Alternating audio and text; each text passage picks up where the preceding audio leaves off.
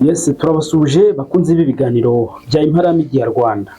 Twari tumaze igihe rero tutabagezaho ibyegeranyo nk'uko bikwiye, ariko twabagarukaniye n'icyegeranyo cy'abagabo barindwi b'ibihangange babaye abagabo bakuru b'igisirikare cy'u Rwanda RDF.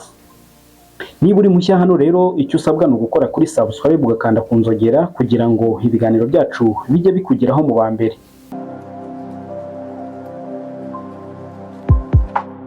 Ku mwanya wa mbere turasanga Major General Retired Sam Kanyemera alias Kaka.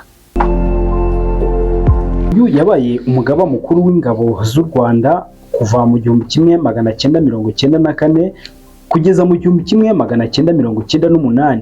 Icyo gihe umugaba mukuru w'ingabo z'u Rwanda yitwaga Chief of Staff. Ndetse muri iyo myaka ingabo z'u Rwanda zari zigizwe n'umutwe umwe urwanira ku butaka zikinitwa RPA.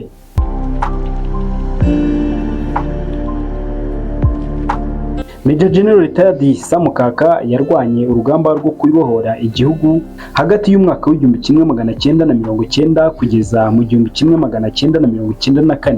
Yabaye kandi umuyobozi wa military police. Nyuma yaho aba intumwa ya rubanda mu mutwe w'abadepite mu bakandida ba FPR Inkotanyi. Yabaye kandi komiseri muri komisiyo y'igihugu ishinzwe kurengera uburenganzira bwa muntu. Mu mwaka wa 2003 Sam Kaka wari ufite ipeti rya Brigadier General yasezeye muri RDF yongerwa guhamagarwa mu 2012 ahabwa ipeti rya Major General. Ku itariki ya 8 Nyakanga 2016 Major General Sam Kanyemera yashyizwe mu kiruhuko cy'izabukuru na nyakubahwa Perezida Paul Kagame, akaba n'umugaba w'ikirenga w'ingabo z'u Rwanda. Ku mwanya wa kabiri turasanga Faustin Kayumba Nyamwasa. Kayumba Nyamwasa yabaye umugaba w'ingabo z'u Rwanda kuva mu 1998 kugeza muri 2002. Mbere yahoze ari Lieutenant General mbere yuko yamburwa iri peti n'impeta za gisirikare kubera ibyaha yahamijwe n'urukiko rukuru rwa gisirikare. Kayumba warwanye urugamba rwo kubohora u Rwanda n'umwe mu batatiriye igihango cyo kubaka u Rwanda, ahubwo ararugambanira. Kayumba Nyamwasa ari mu cyiciro cya Chief of Staff uko yari umugaba mukuru w'ingabo z'u Rwanda zitwaga RPA. Yayoboye n'iperereza ry'igihugu kugeza mu 2002, maze guhera muri 2004 kugeza muri 2010 ahagarariye u Rwanda mu gihugu cy'Ubuhinde. Muri 2010 nibwo Kayumba Nyamwasa yahunze igihugu nyuma yo kutavuga rumwe n'ubutegetsi bw'u Rwanda, aca muri Uganda ahungira muri South Africa ashinga umutwe w'iterabwoba. Urukiko rukuru rwa gisirikare i Kigali rwamushinjije gukora ibikorwa by'iterabwoba, ubwicanyi no kugambanira igihugu. Muri 2011 Kayumba Nyamwasa yahise yamburwa impeta zose za gisirikare, yirukanwa mu gisirikare, maze urukiko rumukatira imyaka 24 y'igifungo. Umwanya wa gatatu turasanga Retired General James Kabarebe.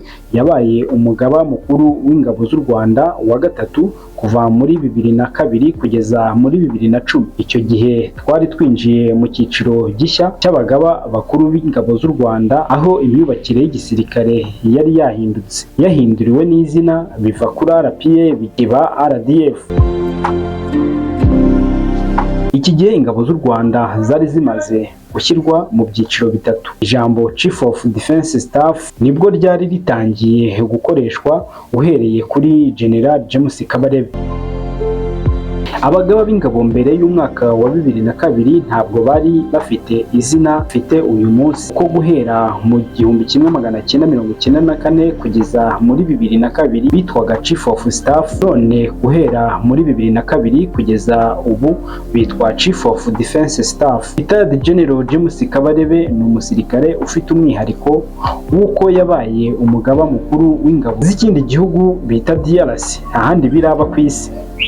General James Kabarebe yarwanye urugamba rwo kubohora igihugu, ahagarika jenoside yakorewe abatutsi mu 1994. Muri icyo gihe yakundaga kuba ari hafi ya Major General Paul Kagame wayoboraga urugamba. Yabaye kandi umukuru w'ingabo zirinda umukuru w'igihugu Republican Guard. Mu mwaka w'igihumbi kimwe magana cyenda mirongo icyenda na gatandatu, General James Kabarebe icyo gihe yari colonel, niwe wayoboye ingabo z'u Rwanda ubwo zajyaga mu cyahoze ari Zaire muri Congo kuri misiyo yo guhashya ibitero by'abari basize bakoze jenoside bari bahungiyeyo, bagaba ibitero ku Rwanda ndetse no gucyura impunzi. Retired General James Kabarebe muri 2010 yagizwe minisitiri w'ingabo kugeza mu 2018. Uwo mwanya awuvaho agirwa umujyanama mukuru wa perezida mu bijyanye n'umutekano mu bya gisirikare muri guverinoma y'u Rwanda. Tariki ya 30 Kanama muri 2023, General James Kabarebe yashyizwe mu kiruhuko cy'izabukuru na nyakubahwa perezida Paul Kagame, kaba n'umugaba w'ikirenga w'ingabo z'u Rwanda. Tariki ya 27 Nzeri muri 2023, Retired General James Kabarebe yagizwe umunyamabanga wa leta ushinzwe ubutwererane bw'akarere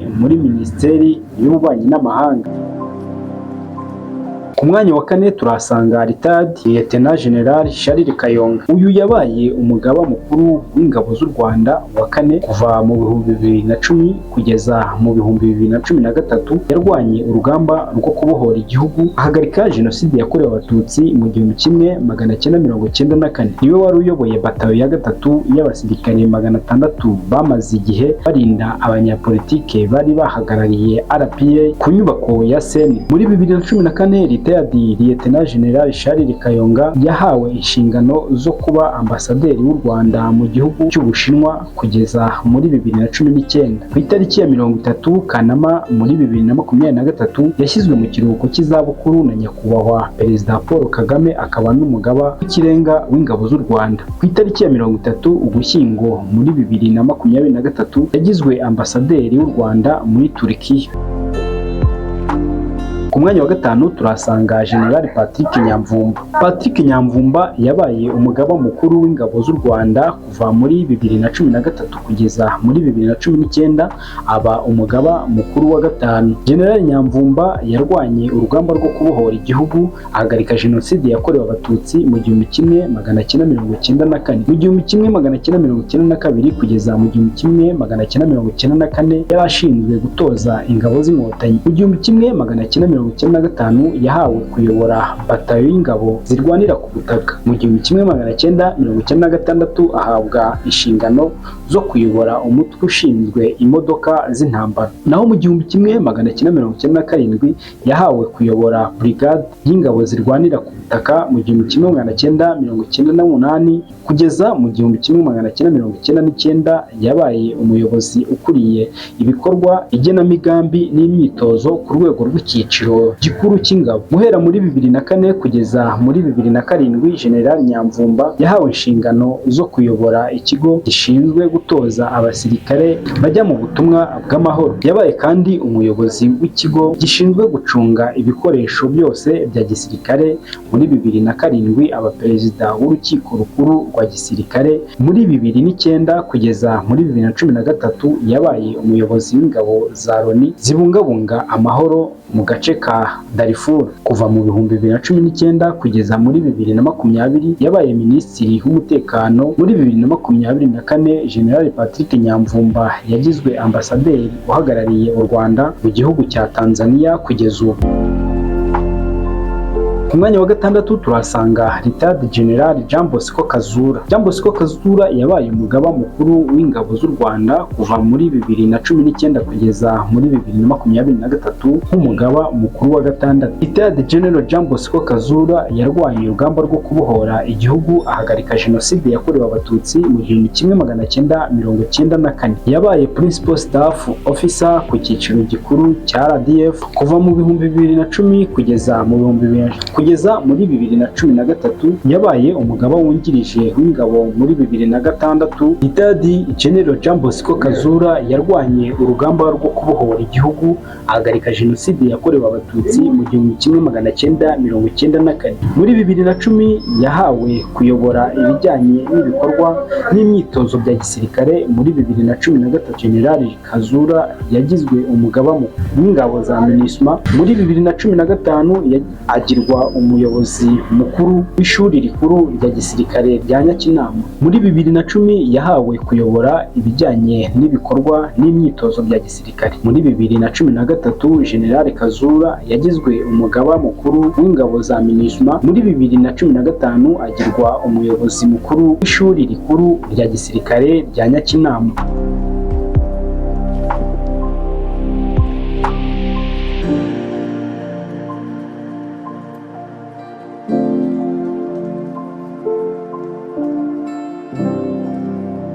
Ku mwanya wa 7 ari nawo wa nyuma turahasanga General Mubaraka Muganga. Ni umugaba mukuru w'ingabo z'u Rwanda guhera muri 2023 kugeza ubu. General Mubaraka Muganga yarwanye urugamba rwo kubohora igihugu, ahagarika jenoside yakorewe abatutsi mu 1994. Kuva muri 2008 kugeza muri 2013 General Mubaraka Muganga yari umuyobozi wa diviziyo ya 4.